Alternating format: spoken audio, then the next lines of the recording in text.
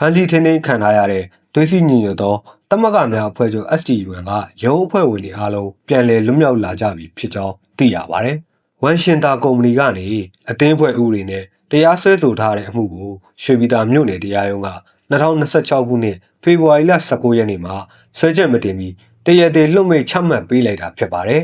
။ဒီမှုဟာပြီးခဲ့တဲ့2025ခုနှစ်စက်တင်ဘာလ15ရက်နေ့ကဝမ်ရှင်တာခီးသွွာလာရေးပစ္စည်းကုမ္ပဏီမန်နေဂျာဦးတီဟနိုင်ကနေ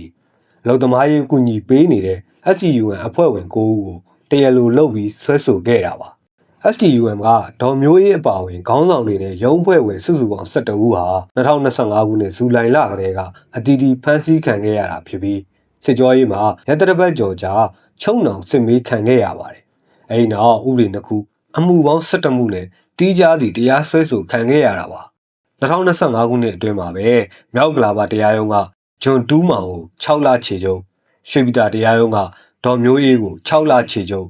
အင်းစိန်တရားရုံးကဟိုမန်ဦးကို3နှစ်ခြေချုပ်နဲ့ကြံ9ဦးကိုရွှေပြည်သာတရားရုံးကနေ1နှစ်ခြေချုပ်အသီးသီးချမှတ်ခဲ့ပါတယ်